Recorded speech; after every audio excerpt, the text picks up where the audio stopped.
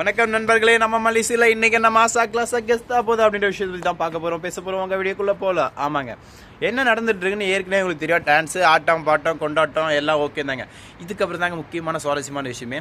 நம்ம விஜய் வந்து மல்லிகெல்லாம் ப்ரொப்போஸ் எல்லாம் பண்ணி முடிச்சு அதை அப்செட் பண்ணி டான்ஸ் ஆடி எல்லாம் முடிஞ்சு லாஸ்ட்டாக ரிப்போர்ட் எழுதுகிறப்ப மேடம் சொல்கிறாங்க, வெண்பாக்குட்டியை கூப்பிட்றாங்க. கூப்பிட்டு உனக்கு யார் கூட இருக்கு விருப்பம் அப்படின்னு கேட்க நம்ம வெண்பாக்குட்டி சொல்கிறாங்க, என்னை கதிரேசன் தாத்தாக்கோட மட்டும் கன்ஃபார்ம் அனுப்பிச்சிடாதீங்க, நான் மல்லியம்மா கூட இருக்கேன், எங்களை பிரிச்சிடாதீங்க அப்படின்னு சொல்லிட்டு நம்ம வெண்பாக்குட்டி சொல்ல, இதை கேட்ட உடனே நம்மளோட ஆஃபீஸ் நீ தப்பாக புரிஞ்சுக்கிட்டோமா, இது உன்னோட விருப்பம், உன்னோட சாய்ஸ், நீ இங்கே இருக்குன்னு ஆசைப்பட்டா இங்கே இருப்பேன், அங்கே இருக்குன்னு ஆசைப்பட்டா அங்கே இருப்பேன், இது உன்னோட முடிவு தான், என் கையில் இல்லை, நீ என்ன சொல்கிறியோ அதை தான் நான் ரிப்போர்ட்டாக எழுதி கொடுக்க போகிறேன் அப்படின்னு சொல்ல, உடனே நம்ம பெரியம்மா மல்லி எல்லாரும் அவங்கள பார்த்து பேன் முடிச்சுட்டு இருக்காங்க. அதுக்கப்புறம் நம்ம ஆஃபீஸர் சொல்கிறாங்க, நான் இதை வெளில சொல்லக்கூடாது தான், இருந்தாலும் இதில் ஒளிவு மறைவில்லை, நான் நேரடியாக பேசுகிறேன்.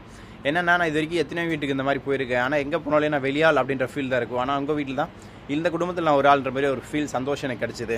அப்படின்றப்போ மல்லிகூட கொஞ்ச நேரம் தான் இருந்தேன், மல்லிகிட்டே நிறையா விஷயம் நான் பார்த்து தெரிஞ்சுக்கிட்டேன்.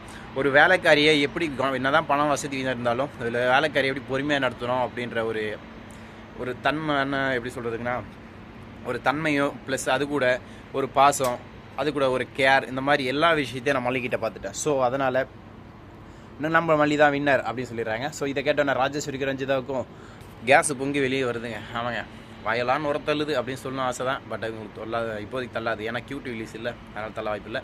இப்படி ஒரு பக்கம் போயிட்டு இருக்கா. இன்னொரு பக்கம் நம்ம மல்லி என்ன பண்ணுறாங்கன்னா, அடிச்சிரா ஜாக்பாட் எல்லாம் உண்மையாக சொல்லிடலாம் சொல்லிட்டு நம்ம மேடம் கிட்ட சொல்லிடுறாங்க.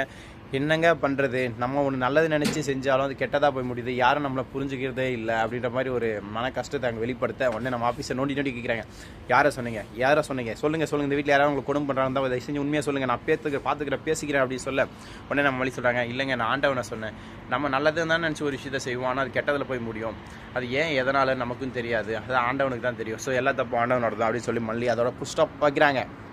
இதுக்கப்புறம் தாங்க சரி ஓகே, ரிப்போர்ட் வந்து நான் பாசிட்டிவாக தான் கொடுக்குறேன், நீங்கள் யாரும் எதுவும் பயப்பட வேண்டாம், வெண்பா குட்டிங்க கூடவே தான் இருப்போம், உங்களுக்காக ஃபேவராக தான் நான் கொடுக்குறேன், காரணம் நீங்கள் அவ்வளோ நல்லா பார்த்துக்கிறீங்க, அவ்வளோ உங்கள்கிட்ட அட்டாச்மெண்ட்டாக இருக்கா, ஸோ அதனால் இங்கே எந்த பிரச்சனையும் இல்லை வெண்பாவுக்கு, அதனால் வெண்பாவுக்கு ஃபேவராக நான் எழுதி கொடுக்க போகிறேன், இதுதான் ரிப்போர்ட் அப்படின்னு சொல்லிட்டு அவங்க நான் போயிட்டு வரேன்னு சொல்கிறாங்க.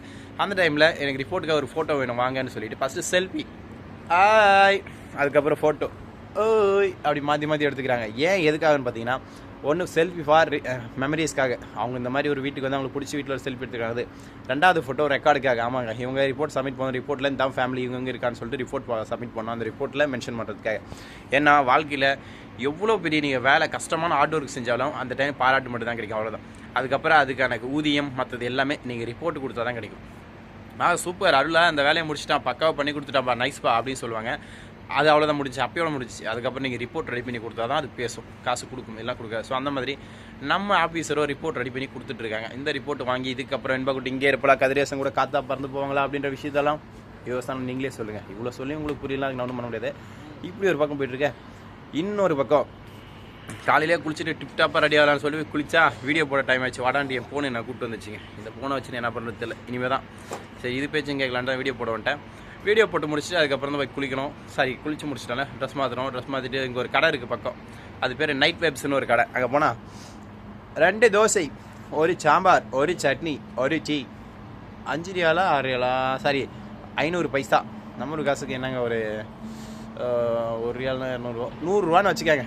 100 ரூபாய்க்கு போயிட்டு ஒரு கட்டுன்னு கட்டி சாப்பிட்டு முடிச்சுட்டு அதுக்கப்புறம் வெட்டுன்னு வெட்டிட்டு அங்கேருந்து கிளம்பி மறுபடியும் வந்தால் 8:20க்கு வண்டி. என்னடா நீங்கள், ஆமாங்க என் கம்மானில் இன்றைக்கி ஒரு பார்ட்டி இருக்கு இல்லையா, அந்த பார்ட்டிக்காக போகிறோம். எத்தனை மணிக்குன்னா 8 மணிக்கு இங்கேருந்து கிளம்பி கீழே பார்க்கிங் இல்லைன்னா நம்ம வண்டி இருக்க ரெடியாக அதில் ஏறி உட்காந்தா அவ்வளோதாங்க. போயிட்டு எல்லா பார்ட்டியெல்லாம் முடிச்சுட்டு லஞ்சை முடிச்சுட்டு திரும்ப ரூம் வந்து ஒரு குட்டி தூக்கத்தை போட்டுட்டு நாளைக்கு டியூட்டிக்கு போன மறுபடியும்.